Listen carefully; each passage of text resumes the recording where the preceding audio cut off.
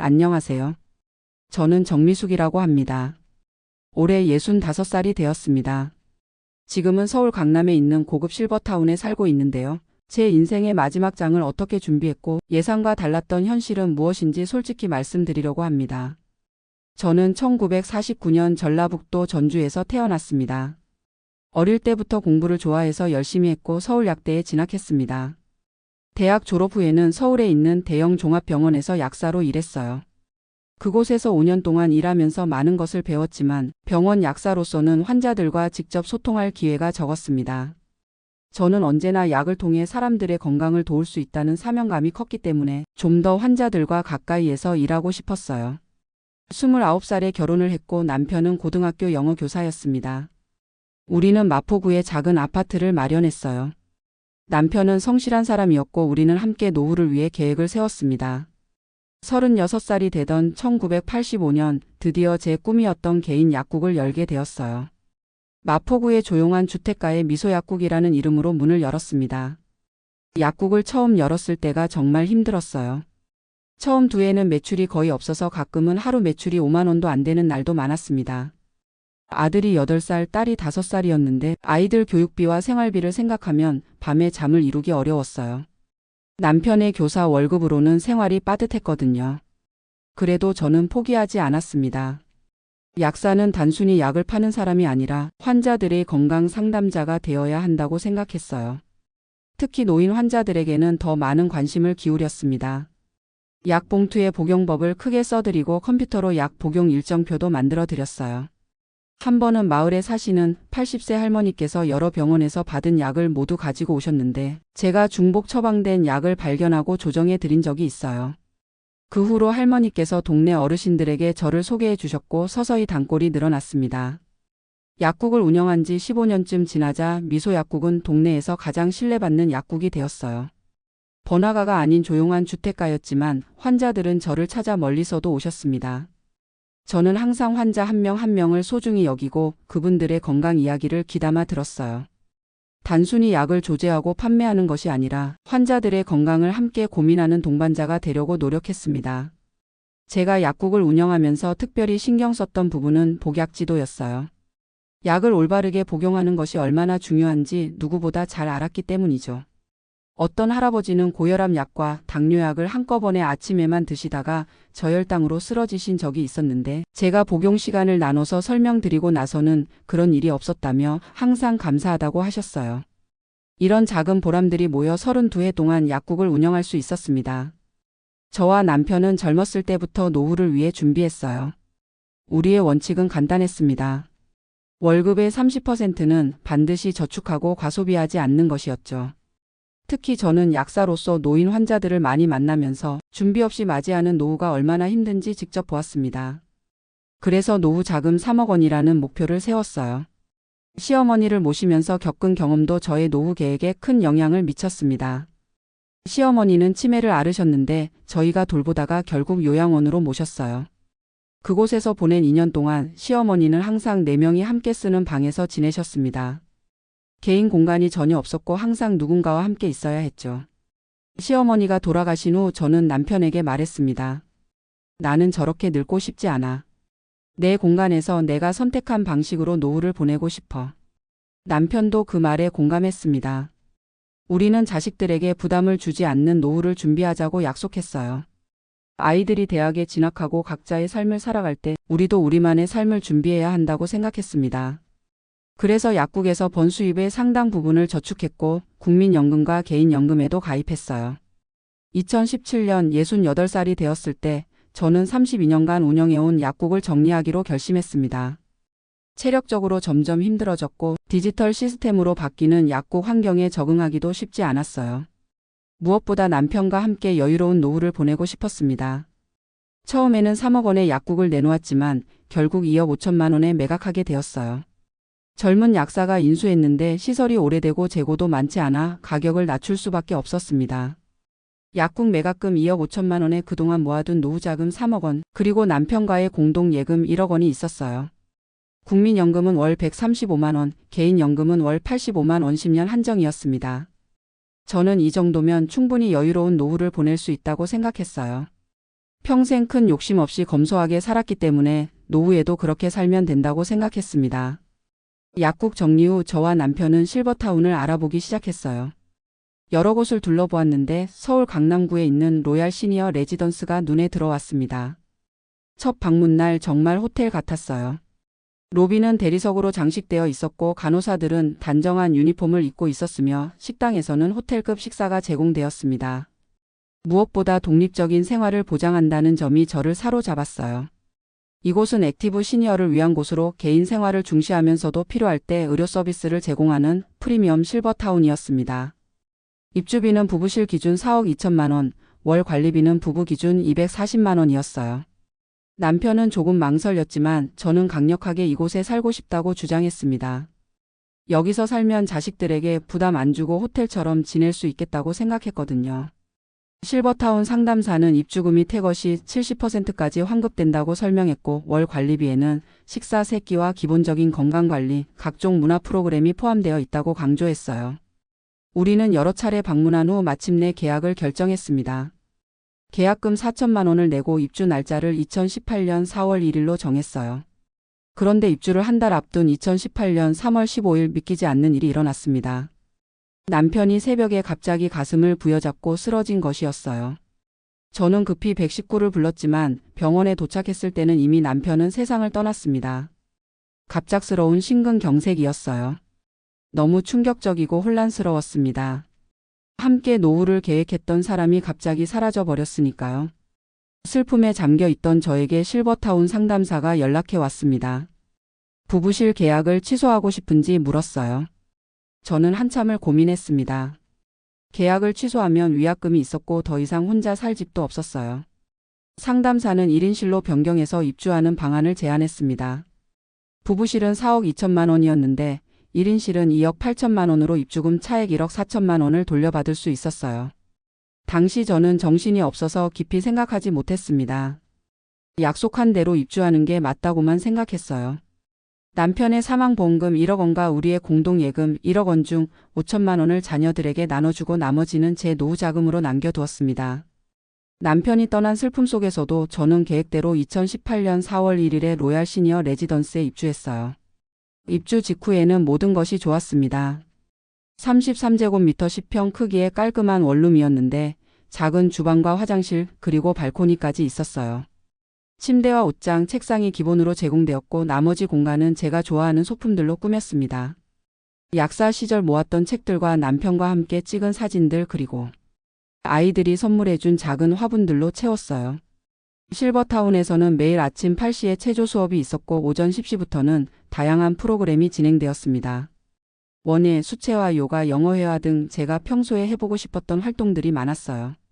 식당에서는 영양사가 준비한 식사가 제공되었고 한 달에 한 번 건강 체크도 받을 수 있었습니다. 여기서 평화롭게 노후를 보낼 수 있겠구나 하고 안심했어요. 그런데 입주 후 약 3개월이 지나자 몇 가지 문제점들이 드러나기 시작했습니다. 첫 번째로 느낀 것은 식사가 생각보다 실망스럽다는 점이었어요. 영양사가 있다고 했는데 채소가 적고 짠맛이 강했어요. 약사로서 영양 균형이 얼마나 중요한지 알았기에 더 신경이 쓰였습니다.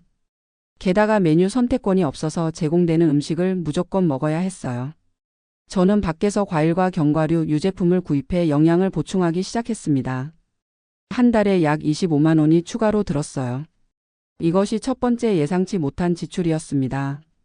관리비에 식사가 포함되어 있는데도 추가로 식품을 사야 한다는 것이 납득하기 어려웠어요. 두 번째 문제는 홀로 있는 시간이 너무 많다는 것이었습니다. 프로그램은 다양했지만 하루 중 대부분의 시간은 방 안에 혼자 있어야 했어요. 남편과 함께 입주했다면 달랐겠지만 혼자서는 외로움을 많이 느꼈습니다. 특히 밤이 되면 침대에 누워 남편과 함께 했던 시간들이 생각나서 눈물을 흘릴 때가 많았어요. 이 외로움을 달래기 위해 저는 자주 밖으로 나갔습니다. 근처 카페에 가서 책을 읽거나 백화점을 구경하기도 했어요. 또 가끔 자녀들이 살고 있는 집에 방문하기도 했습니다. 이런 외출로 한 달에 약 20만 원의 추가 비용이 들었어요. 교통비, 식비, 조금의 쇼핑비까지. 이것이 두 번째 예상치 못한 지출이었습니다. 입주 후 1년쯤 지났을 때 저는 계약서를 자세히 검토하면서 입주금 환급 조건에 놀랐습니다. 태거 시 입주금의 70%만 환급되는데 그마저도 다음 입주자가 나타나야 가능하다는 조항이 있었어요. 더구나 5년 이내 퇴거 시에는 환급률이 더 낮아진다는 내용도 있었습니다. 제가 낸 입주금 2억 8천만 원 중 최소 8,400만 원은 돌려받지 못할 수도 있다는 사실을 그제야 실감했어요. 입주 상담 때는 30년 운영 계획으로 안정적이라고 강조했지만 계약서에는 경영 악화 시 폐업할 수 있다는 조항도 있었습니다. 제 인생 자금의 상당 부분이 이곳에 묶여 있다고 생각하니 불안했어요. 하지만 이미 들어온 상황에서 어쩔 수 없었습니다. 입주 3년 차가 되던 어느 날 저는 화장실에서 미끄러져 고관절 골절상을 입었습니다. 화장실 바닥이 약간 젖어 있었는데 조심하지 못했어요. 너무 아파서 소리를 질렀고 옆방 입주자가 듣고 관리실에 연락해 주었습니다. 곧바로 응급실로 이송되어 수술을 받았어요. 이때 또 하나의 예상치 못한 지출이 발생했습니다. 병원비가 생각보다 많이 나왔어요. 건강보험이 있었지만 본인 부담금으로 350만 원이 청구되었습니다. 실버타운에서는 의료비는 개인 부담이라며 도움을 주지 않았어요. 저는 이 비용을 제 저축에서 지출해야 했습니다. 수술 후 회복 과정에서 필요한 물리치료도 실버타운 내 기본 서비스에 포함되지 않았어요. 주 3회 외부 재활병원을 오가야 했는데 교통비와 치료비로 한 달에 50만 원에서 60만 원이 추가로 들었습니다. 건강관리 서비스라고 홍보했지만 실제로는 기본적인 혈압과 혈당 체크, 간단한 상담만 포함되어 있었어요. 그 이상은 모두 추가 비용이었습니다. 회복 중에 정기검진을 받다가 또 다른 건강 문제가 발견되었어요. 노년 황반 변성 초기 진단을 받았습니다. 약사였던 저는 이 질환이 실명으로 이어질 수 있다는 것을 알고 두려웠어요. 처방약과 영양제 비용이 한 달에 약 30만 원 들었고 정기적인 안과 검진도 필요했습니다. 시력이 점점 나빠지면서 책 읽기나 스마트폰 사용에도 어려움을 겪기 시작했어요. 실버타운에서 제공하는 프로그램 중 상당수를 즐길 수 없게 되었습니다. 손뜨개나 원예 수업도 듣기 어렵고 영화 감상도 힘들었어요. 결국 외출도 줄고 방 안에 머무는 시간이 늘었습니다. 이제 입주 5년 차에 접어든 저의 한 달 지출은 상당히 늘어났습니다. 실버타운 관리비 185만 원에 추가 식품비 25만 원, 의료비 30만 원, 교통비 15만 원, 문화생활비 20만 원, 기타 잡비 25만 원으로 한 달에 최소 300만 원이 필요했어요. 연금으로 한 달에 220만 원, 국민연금 135만 원, 개인연금 85만 원을 받으니 매달 80만 원씩 적자였습니다. 이 부족분을 제가 저축해둔 자금에서 충당하고 있었지만 이렇게 가면 5년에서 6년 내에 모든 저축이 바닥날 것 같았어요. 더구나 개인연금은 10년 한정이라 곧 만료될 예정이었습니다. 실버타운을 떠나 더 저렴한 곳으로 이사하는 것도 고려했지만 입주금의 30%인 8,400만 원을 포기해야 한다는 점이 큰 부담이었어요. 8천만 원이면 작은 전셋집을 구할 수 있는 돈인데 차마 그걸 포기하고 나갈 수는 없었습니다. 경제적 부담에도 불구하고 저는 실버타운 생활의 긍정적인 면을 발견했습니다. 바로 내 자리가 생겼다는 것이었어요. 처음에는 자식들에게 부담 주지 않으려고 선택한 실버타운이었는데 여기서 제 또래 친구들을 만났습니다. 함께 차를 마시고 수다를 떨고 이런 소소한 행복이 중요하다는 것을 깨달았어요. 특히 약사 출신인 저는 자연스럽게 주변 노인들의 건강 상담자 역할을 하게 되었습니다. 제 방에 미니 약국을 만들어 기본적인 상비약과 건강정보 책자를 비치했어요. 누군가 두통이 있다거나 소화가 안 된다고 하면 제 방으로 오셨고 저는 조언을 해드리고 필요하면 약국에 동행해 드렸습니다. 제 지식이 여전히 필요하다는 것이 자부심을 주었어요. 실버타운에서 특별히 친해진 분이 계셨는데 박영자 할머니였습니다. 67살의 전직 초등학교 선생님이셨어요. 영자 할머니는 저와 비슷하게 자식들에게 부담 주기 싫어서 실버타운을 선택하셨다고 했습니다. 우리는 자주 함께 산책을 하며 이야기를 나눴어요. 영자 할머니는 미숙 씨가 있어서 정말 다행이야. 약에 대해 물어볼 사람이 있으니 든든해. 라고 말씀하셨습니다. 또 한 분은 김종호 할아버지였어요. 73살의 전직 은행원이셨는데 부인을 일찍 여의고 혼자 사시다가 실버타운에 들어오셨습니다. 종호 할아버지는 당뇨가 있으셨는데 제가 식이요법과 약 복용법에 대해 조언해 드렸어요. 할아버지는 제 조언 덕분에 혈당이 많이 안정되었다며 항상 감사하다고 하셨습니다. 이렇게 새로운 인간관계를 맺으면서 저는 남편 없이도 나름대로 의미 있는 삶을 살고 있다고 느꼈어요.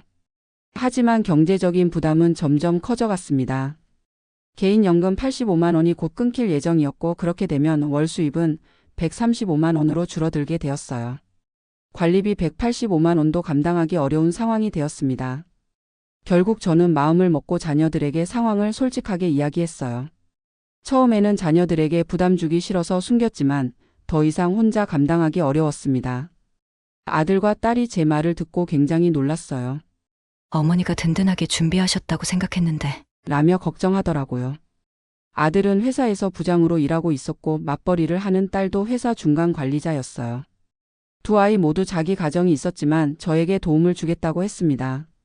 매달 25만 원씩 지원해 주겠다고 했어요. 하지만 저는 이를 거절했습니다. 자녀들에게 부담을 주지 않겠다는 제 원칙을 지키고 싶었어요. 대신 저는 실버타운 측과 협상해 일부 서비스를 줄이고 관리비를 낮출 수 있는지 상담받았습니다.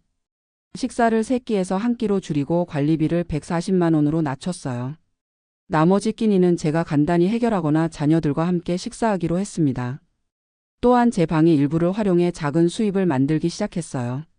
실버타운 내에서 건강 상담과 약사로서의 경험을 살려 간단한 건강관리 조언을 해드리고 약간의 사례비를 받았습니다. 한 달에 20만 원에서 30만 원 정도의 수입이 생겼어요. 이것이 큰 도움이 되었습니다. 지금 저는 65살이 되었습니다. 실버타운에서의 생활은 여전히 쉽지 않지만 나름대로 적응하며 살고 있어요. 매일 아침 일찍 일어나 복도를 천천히 걸으며 하루를 시작합니다. 고관절 수술 후유증으로 걷는 게 조금 불편하지만 운동을 게을리할 수 없어요. 의사 선생님께서 꾸준한 운동만이 근력을 유지할 수 있다고 하셨거든요. 식당에서 아침을 먹고 나면 로비에 있는 작은 정원에서 시간을 보내곤 합니다. 시력이 나빠져서 책 읽기는 어렵지만 오디오북을 들으며 식물들을 바라보는 것이 저의 소소한 행복이 되었어요. 가끔은 실버타운에서 제공하는 원예 수업에 참여하기도 합니다.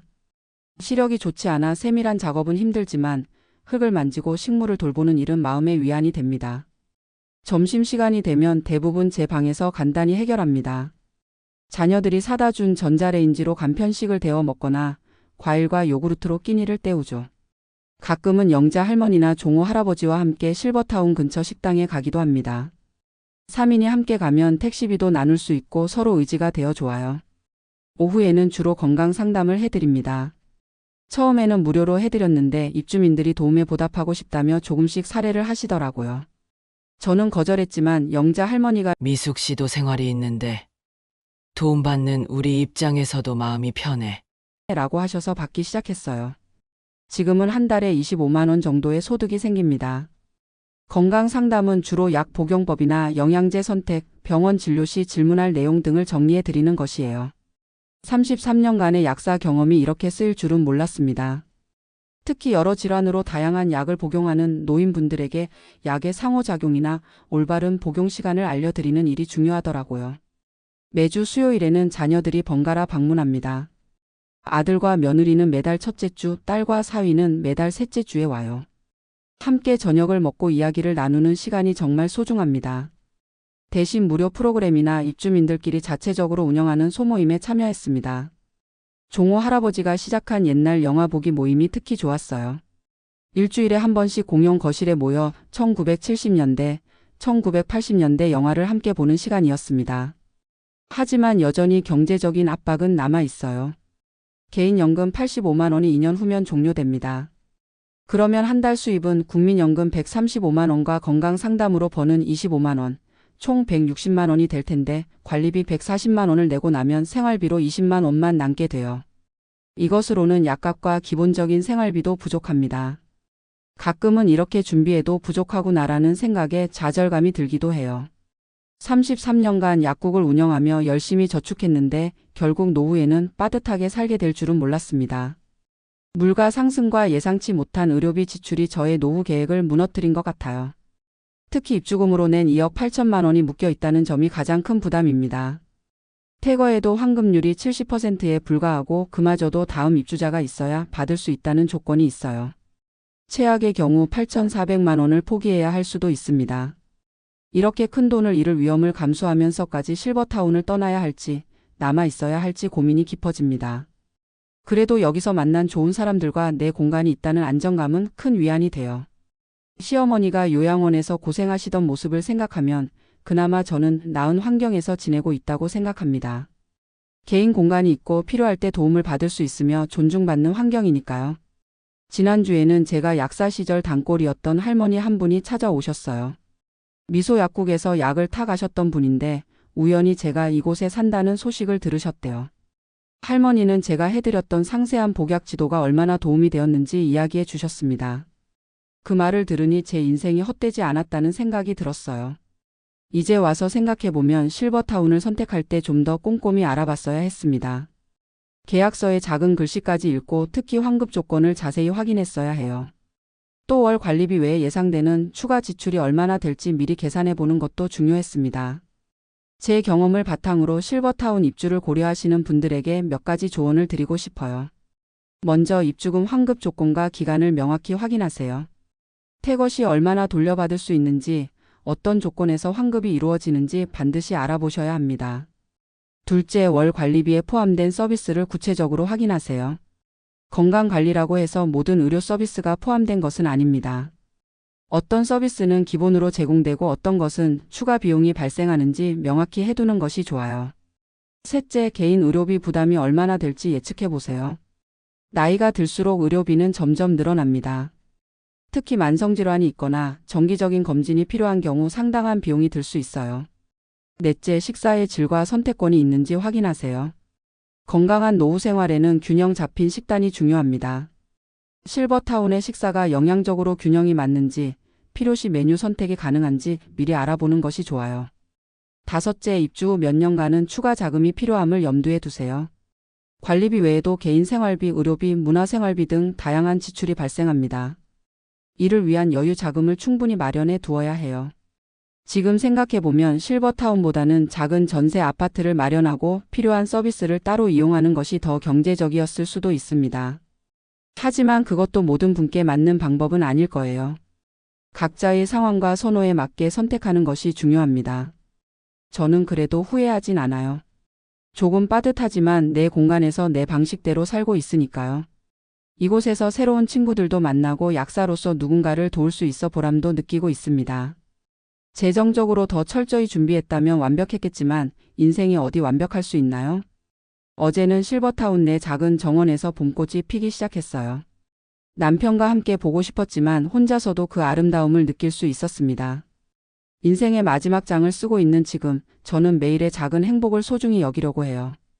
비록 예상과는 다른 노후를 보내고 있지만 이것도 제가 선택한 인생의 여정이니까요. 요즘에는 자녀들과 격주로 화상통화를 하고 있어요. 코로나19 이후 익숙해진 방식인데 손주들 얼굴도 자주 볼 수 있어 좋습니다. 손녀가 이제 중학생이 되었는데 제가 약대 다닐 때 이야기를 들려달라고 해요. 그 아이가 과학에 관심이 많아 약사가 되고 싶대요. 제 DNA를 물려받은 것 같아 뿌듯합니다. 앞으로의 계획은 간단합니다. 최대한 건강을 유지하며 경제적으로는 더 절약하는 생활을 하는 것이에요. 실버타운에서 제공하는 무료 프로그램에 적극 참여하고 건강 상담을 통해 작은 수입도 이어가려고 합니다. 그리고 언젠가는 자서전을 써보고 싶어요. 33년간의 약사 생활과 노후의 경험을 담은 이야기가 누군가에게는 도움이 될 수 있을 테니까요. 제 이야기가 실버타운 입주를 고민하시는 분들께 조금이나마 도움이 되었으면 합니다. 품위 있는 노후를 꿈꾸며 준비했지만 현실은 생각과 달랐던 한 약사의 솔직한 고백이었습니다. 감사합니다.